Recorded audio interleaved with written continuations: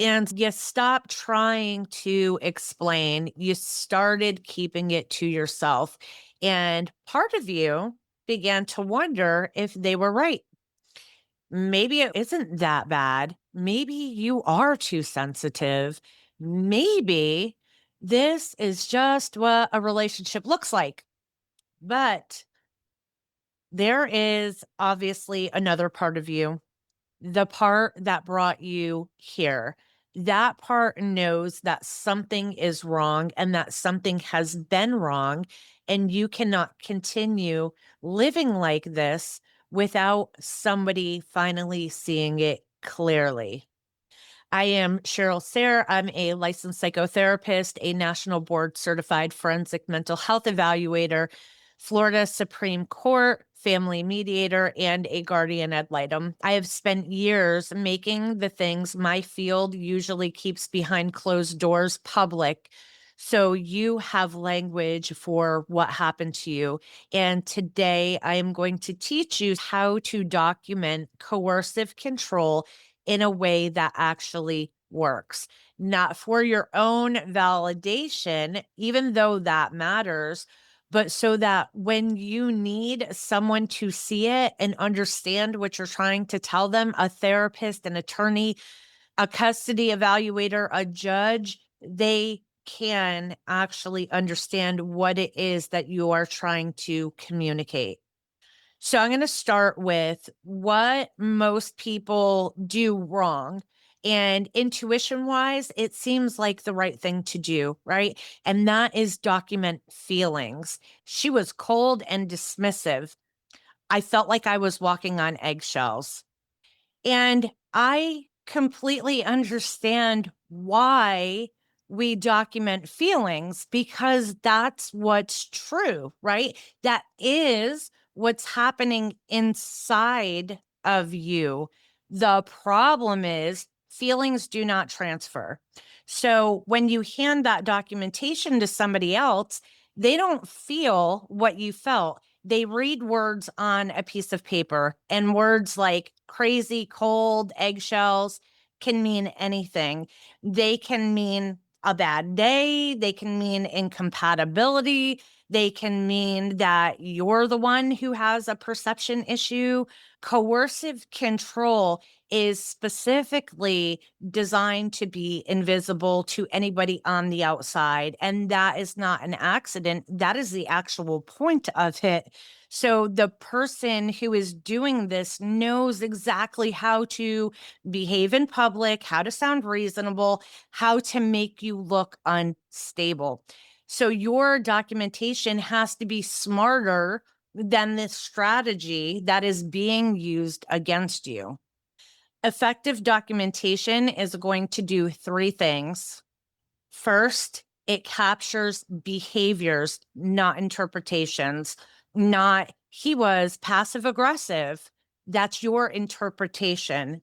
Instead, you would say, when I was going to visit my sister this weekend, he sighed loudly, left the room, and did not speak to me for the rest of the evening. At 11 p.m., he said, I guess I'll just handle everything around here like I always do.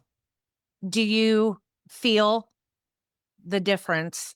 The second version doesn't tell me what to think. It shows me what happened and it lets the pattern become visible over time. The second one, it tracks patterns, not just incidents. So one night of silence doesn't prove anything to anyone. But when I can see every single time you make a plan with someone outside of the relationship, there's a consequence, silence, guilt tripping, sudden accusations. Now I'm seeing a pattern of isolation. That's what evaluators are looking for, not whether something happened once, whether it happens reliably, predictably, and in response to specific triggers. The third is it notes impact, stated factually not. I felt like I was going crazy. That's interpretive. So instead, you would write something like, after this exchange, I canceled my plans with my sister, who I have not seen in 4 months. I stopped making plans without checking with him first. That's impact. That's what coercive control does. It changes your behavior, it shrinks your world. And when that's documented clearly, it becomes visible to the people on the outside of the relationship so that we can see what is happening to you. So let me give you a framework.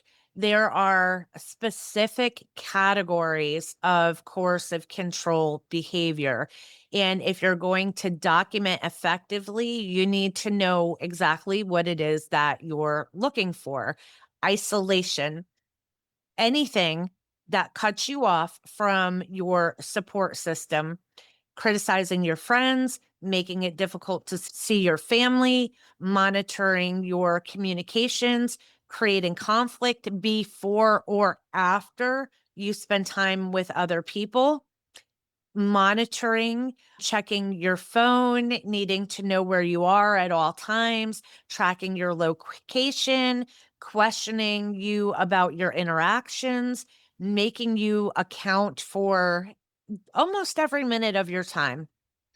Then economic control, which is controlling money, monitoring spending, requiring justification for purchases, sabotaging your employment, or creating financial dependency, degradation and humiliation, insult disguised as jokes, criticism of your body, your intelligence, your competence, public embarrassment, private contempt.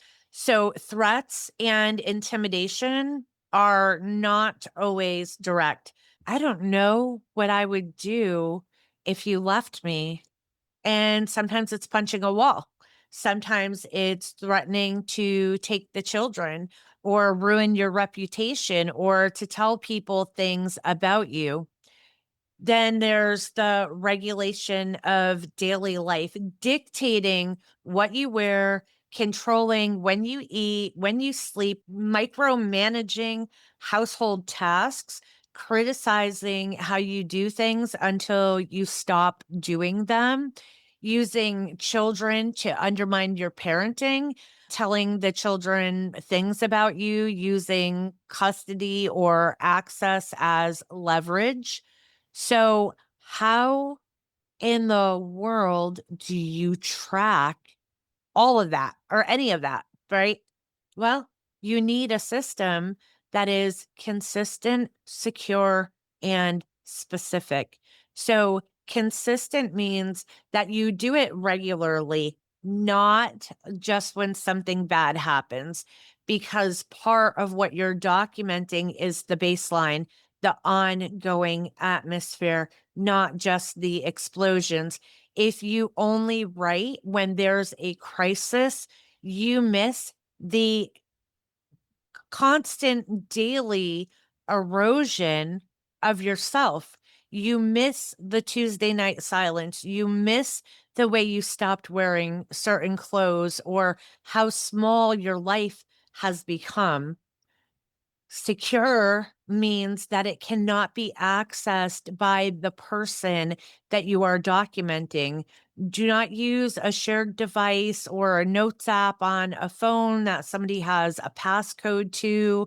I don't want to make anything specific. And if I do make something specific, the people who do the controlling tend to watch videos like this so that they are one step ahead of where you will be.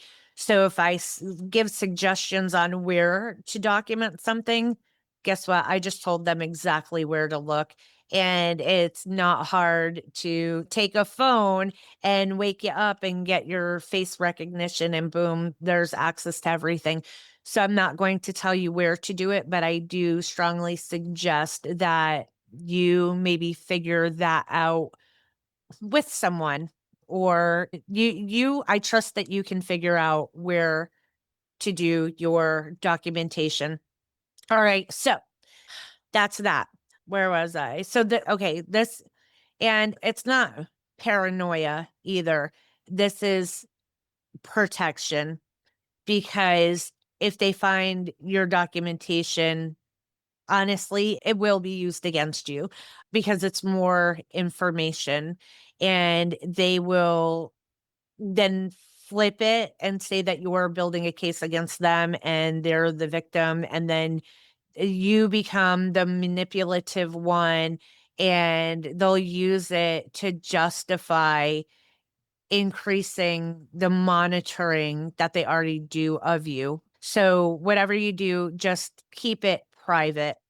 And then specific means every entry has to have a date, the time, the location, and the exact words. So you want to quote the spoken words, the behaviors that you observed, and the impact that it had on you, but state it factually. So here's basically a template: date and time, what happened, behavior only, what was said, exact quotes if possible, what you did in response to whatever was happening, how this affected you, state it as a fact. So it will look something like March 15th, 2026, 7:30 p.m., kitchen. When I told him that I was going to the gym tomorrow morning, he said, I guess the kids can just get themselves ready for school. I said I would be back before they woke up. He didn't respond. He slept in the guest room. I did not go to the gym, and I have not been to the gym in 3 weeks. That entry is worth more than 100 pages of feelings, because it shows the mechanism. It shows how the control operates, what evaluators actually look for, because understanding this should change how you document. We look for patterns over time, not a single incident, not that that's minor, but what we're looking for is a pattern of behavior that functions to control. We look for escalation, especially around attempts to leave or assert independence. We look for impact, measurable changes in behavior, your social connections, your autonomy, functioning. We look for the gap between public presentation and private behavior.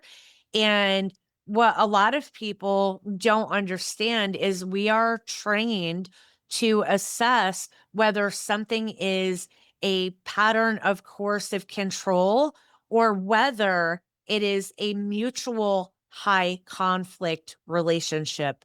And those two things look very different in documentation. So mutual high conflict is reactive, right? And both people escalate. Both people say things that they regret. They have moments of aggression and moments of remorse. The power is roughly balanced, even if the fighting is intense. Coercive control is directional. One person systematically restricting the autonomy, freedom, and functioning of another individual. The aggression serves a purpose, which is compliance, and the target's behavior is shaped around that person's reactions. So your documentation should make that direction very clear, not by saying he's controlling, by showing how your life has contracted around managing the other person's responses. So let's name something that might feel a little bit uncomfortable.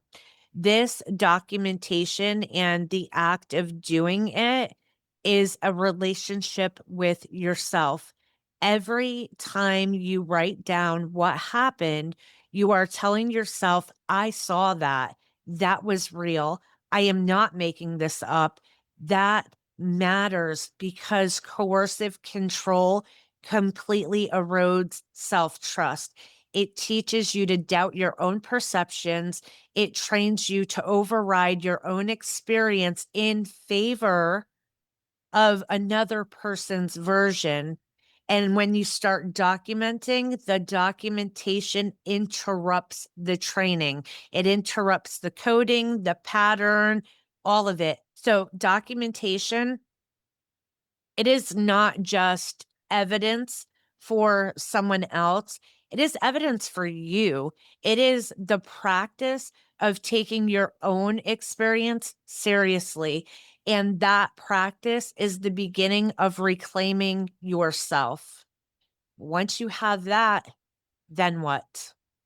If you're working with a therapist, share it with them because it'll help them to understand the relational pattern. And from there, they can provide you more targeted support. If you're consulting with an attorney, bring it organized, chronological, factual. It will help them to assess the situation and plan their strategy for your case. And if you're facing a custody evaluation, this documentation could be critical because evaluators have very limited time. They cannot see your daily life. Your documentation shows them what they probably are not going to observe directly.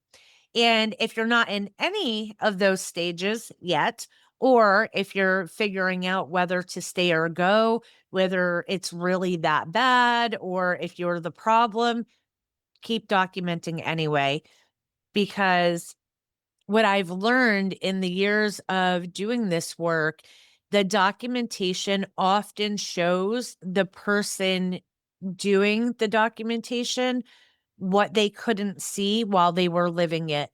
The patterns become undeniable when they're written down, and clarity, like real, legit clarity about what you've been living with, is the first step towards making a different choice.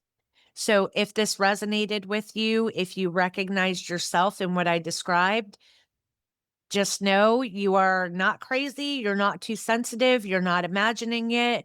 You do not have to keep trying to convince people with words that don't capture what you've been living. Start documenting, like right now, not perfectly, just specifically date, time, behavior, impact. All right. Build the record of your own life because you do deserve to be believed. And this is how you make the invisible visible. If you want to go deeper into understanding the patterns of coercive control and how they affect not just your romantic relationships, but the relationship with yourself, your money, your body, your children, your work, that is the work that I do inside of my community. Reach out and let me know.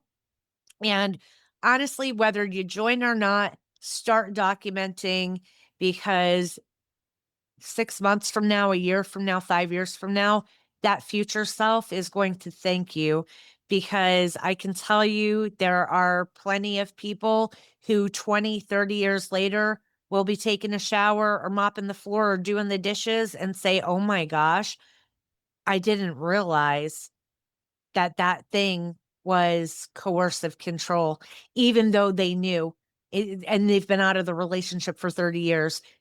They still have moments of where they're like, oh crap. All right. So, anyway, that's it. End of the video. Stay tuned, subscribe, share, leave a comment, let me know something. And yeah, click the little bell thing so that you're notified because I got a lot more coming. That's it. I'll see you next time.